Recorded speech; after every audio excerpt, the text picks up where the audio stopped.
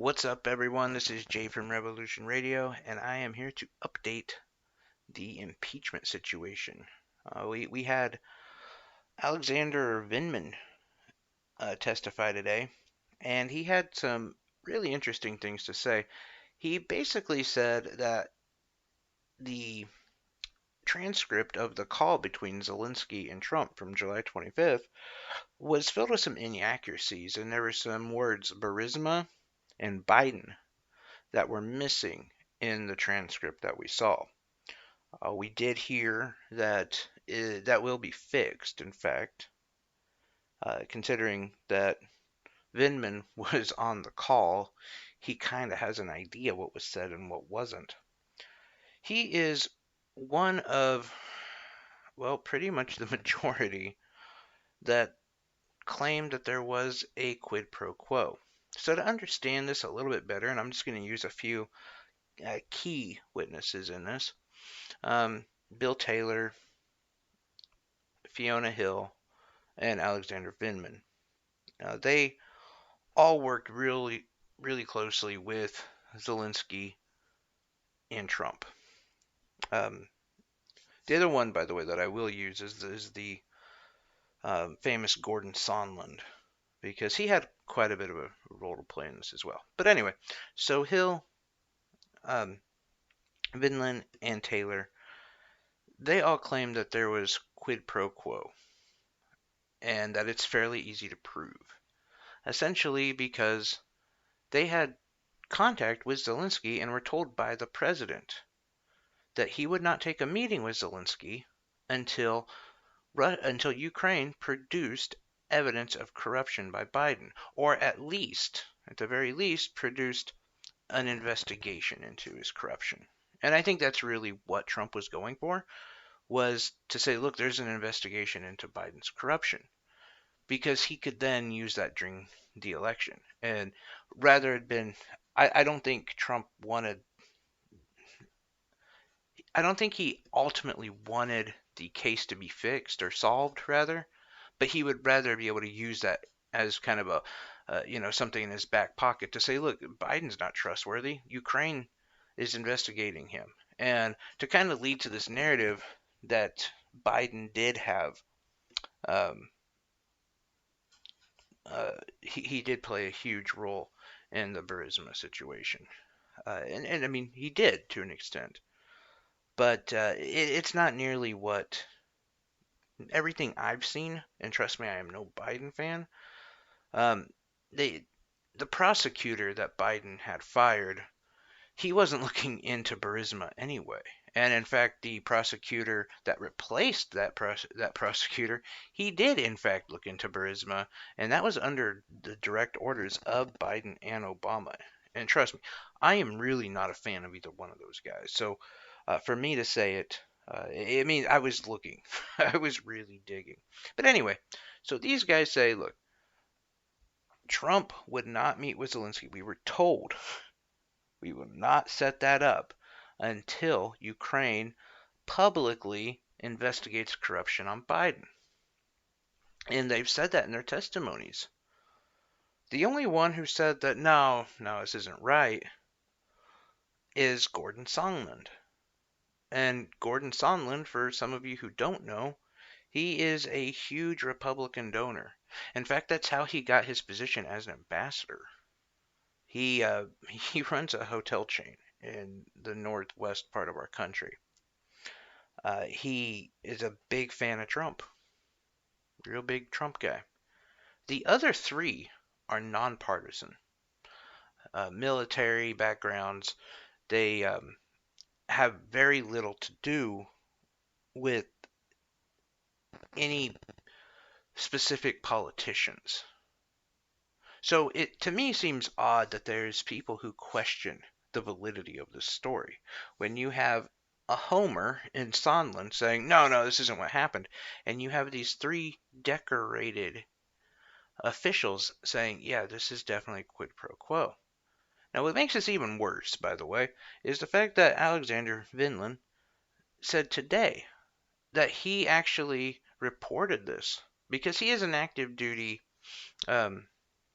He is in active duty, which means that he is obligated to report corruption and to report anything that doesn't seem right to him. He's completely obligated. And so he did actually report this, I believe, before July 25th. I can't remember for sure. But he did report that to um, the NSC. And so we'll find out how that turns out. But if national security does, in fact, say, yeah, this was reported, then we know for sure that this isn't, at least that his story holds true. And I understand being skeptical about thinking that Trump did do this. I 100% am on board with that. Russiagate was one of those. I swore Russiagate was real, and then I looked more into it, and I'm like, no, Russiagate isn't real. This is bullshit. So I really do get being skeptical. But on this one, I don't see. I really don't see this as some, bad faith actors, deep state conspiracy. I just don't see it. I only see the fact that you have someone like Sondland, who is the only one saying, no, it was not quid pro quo. There, he was going to supply Ukraine with the aid. He just hadn't for some reason. It was all going to go down how it was supposed to. He's the only one.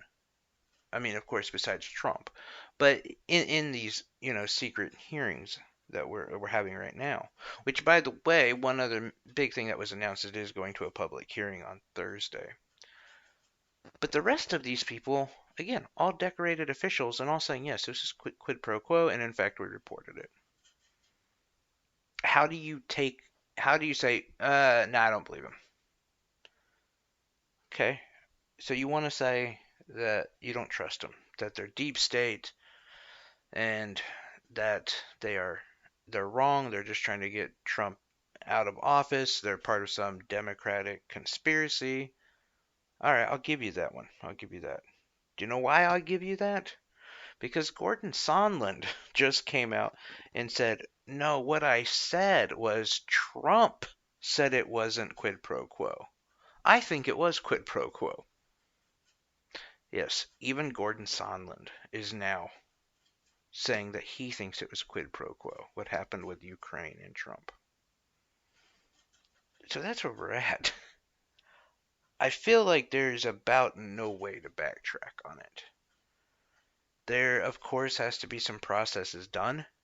Um, there has to be some things checked. They're obviously curious to see what, national security has had reported to them. I don't think that that's a make or break situation, but it would be interesting. Uh, you have to start investigating who else knew as much as I did. Pence, he seemed to play a pretty active role in this. Giuliani. I wonder, part of me wonders if they knew how illegal it was. It seems a little crazy to participate full blown like this into something that could easily be the biggest stain on the Trump administration, and in fact be one of the last things he does. I don't know. I'm really interested to see how this turns out. I was utterly shocked when I saw that Gordon Sondland had reported that he believes it's quid pro quo as well. Because I really don't think you have much. In fact, the interesting thing was, uh, I haven't been able to find anything else on that. Uh, but as I recorded this video and as I was getting ready, I was going to talk about what Vindman said today. With the transcript and what he believed and how he was decorated military guy, bipartisan, and that he believed it was quid pro quo. I was going to go into that, honestly. And as I was getting ready to do this video, Sondland, the breaking news that Sondland believes it was quid pro quo too, and they, had the video of him saying, well, Donald Trump told me it was not quid pro quo, but I think it was quid pro quo. So real interesting. I definitely expect there to be more fireworks tomorrow. Anyway, guys, I really, really thank you for listening. If you want to have any discourse with me, Facebook, J Dillon, on Twitter, JC Show VIP. I appreciate all the comments, all the love. Everyone on Spotify, you guys are amazing. I hope the YouTube community grows that big. It would also be awesome. Either way, though, just one or 1,000 of you, I appreciate every single person who listens. And please let me know in the comment section what I can do to make it better and your thoughts on this whole thing. That's really what I'm here for. Anyway, guys, you have a great evening.